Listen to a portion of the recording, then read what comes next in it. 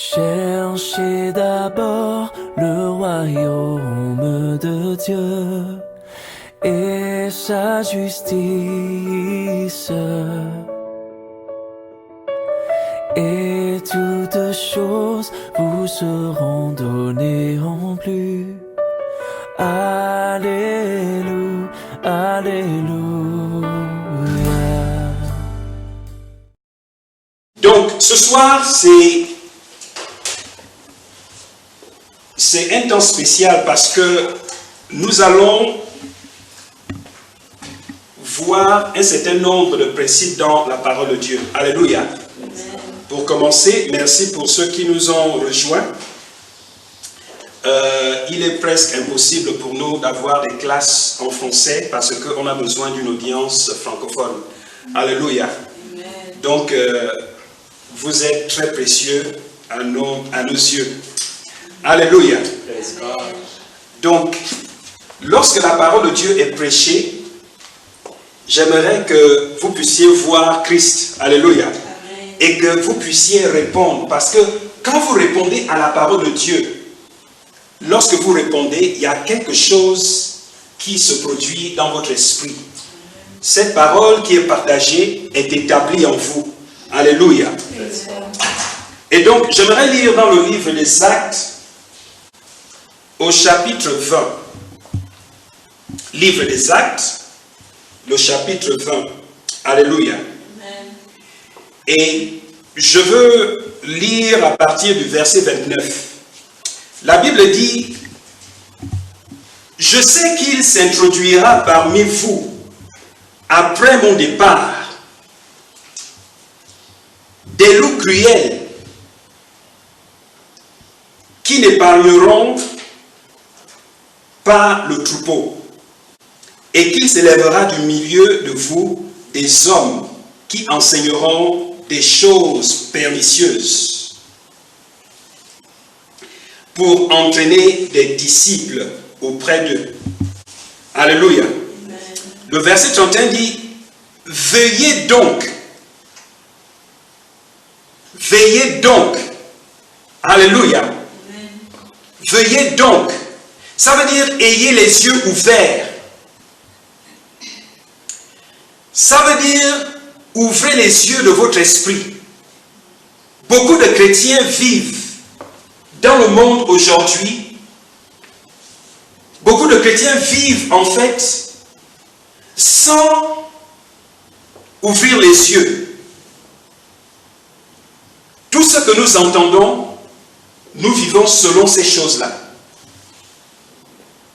Mais Jésus a dit que bien que nous soyons dans ce monde, nous ne sommes pas de ce monde.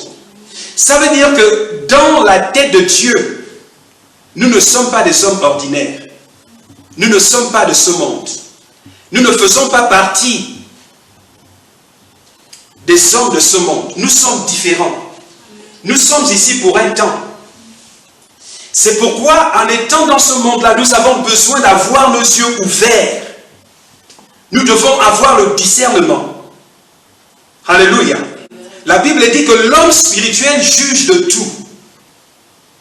La question est de savoir, est-ce que tu juges de tout? Est-ce que tu acceptes tout ce que tu vois dans la télévision? Est-ce que tu acceptes tout ce que tu vois dans les journaux?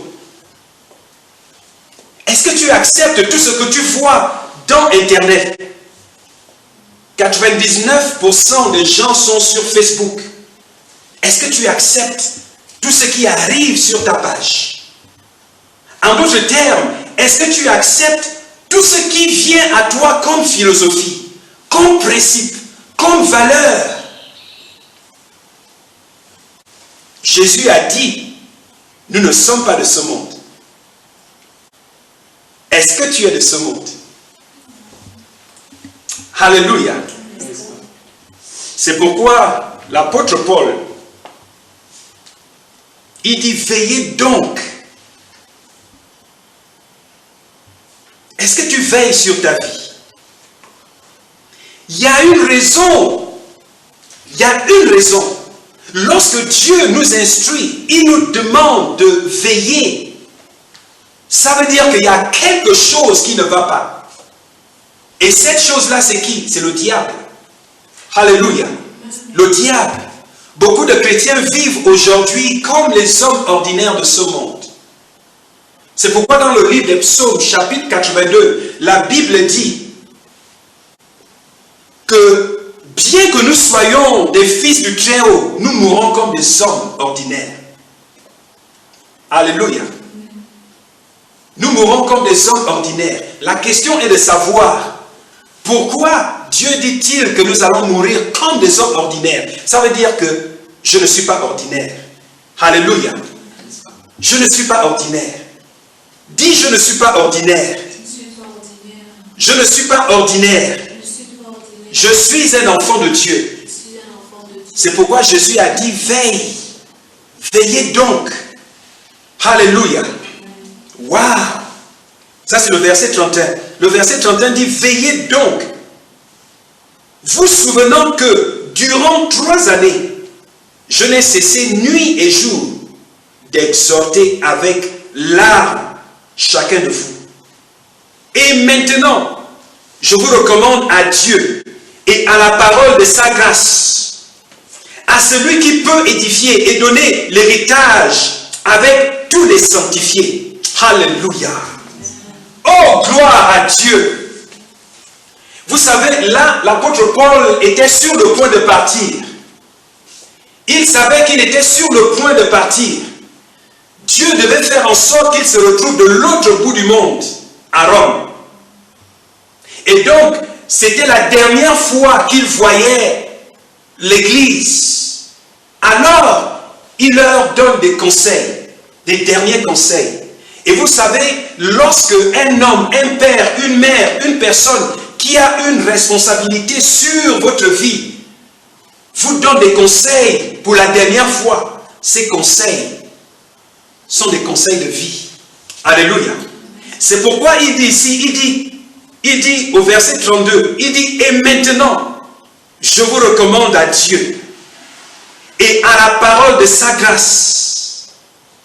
Donc, bien que je ne sois plus là physiquement, je vous recommande à Dieu et à la parole de sa grâce, qui seul a la capacité de vous bâtir, de vous édifier, de vous fortifier, de vous perfectionner. Voici ce que la parole de Dieu a la capacité de faire. Il dit, je vous recommande à la parole de Dieu, qui seul a la capacité de vous édifier. Oh, alléluia. Oh, gloire à Dieu. La parole de Dieu nous édifie. Elle nous perfectionne. Elle arrange des domaines dans notre vie qui ne sont pas arrangés. La parole de Dieu nous édifie. Elle nous donne cette forme. Elle nous donne, en fait, cette stature dont nous avons besoin afin de vivre la parole de Dieu. Combien d'entre nous prenons la parole de Dieu sérieusement? Combien d'entre nous même avons la Bible? Alléluia. La parole de Dieu est dans ce livre. L'apôtre Paul dit, et maintenant, je vous recommande à Dieu et à la parole de sa grâce. Oh, alléluia. La parole de sa grâce. La parole de Dieu est la parole de la grâce de Dieu. C'est elle qui apporte la grâce. Le prophète n'apporte pas la grâce. Le pasteur n'apporte pas la grâce. L'évangéliste n'apporte pas la grâce. La parole de Dieu dit que c'est elle qui apporte la grâce. La parole de sa grâce. Tu recherches la grâce de Dieu dans un domaine de ta vie. Recommande ta vie à la parole de Dieu. Alléluia. Oh, gloire. J'ai trouvé le secret. Maintenant, je sais comment m'édifier. Je sais comment grandir dans le Seigneur. Je vous recommande à Dieu et à la parole de sa grâce, à celui qui peut édifier et donner l'héritage avec tous les sanctifiés. Alléluia. Donc la parole de Dieu me donne l'héritage. L'héritage. L'héritage parmi les sanctifiés. Quel est cet héritage? Toutes les bonnes choses que tu recherches. L'argent, le mariage, la réussite scolaire, la réussite dans le domaine professionnel, la paix, la joie, l'abondance, l'héritage. Alléluia. Waouh! Waouh! Ça, c'est le secret. Vous savez, beaucoup de gens mettent leur confiance en l'homme. C'est pourquoi, au lieu que je plie mes genoux dans ma chambre pour prier au Seigneur, par la cruche de l'Esprit qu'il m'a donné, je préfère faire d'un homme le Saint-Esprit. En me confiant au pasteur, en me confiant à l'évangéliste, en me confiant au prophète. Vous savez, je ne suis pas contre ces choses. La Bible dit qu'il a donné aux uns des pasteurs, aux autres des évangélistes, à d'autres des prophètes, à d'autres des enseignants, pour le perfectionnement du corps de Christ. Mais vous savez, la même Bible nous recommande de nous confier au Saint-Esprit. Parce que c'est la parole de Dieu qui a la capacité de nous édifier. C'est pourquoi beaucoup de personnes, ils viennent dans des temples du Seigneur, mais n'ont pas la parole de Dieu dans leur esprit. Leur foi n'est pas bâtie sur le roc, mais leur foi est bâtie sur un homme. Si bien que quand quelque chose arrive, il s'écroule, parce qu'il n'y a pas de fondement. C'est pourquoi Paul pouvait dire, je ne serai plus là physiquement, mais Dieu est là. Sa parole est là. C'est sa parole qui a la capacité de nous édifier et de nous donner l'héritage. Oh, alléluia.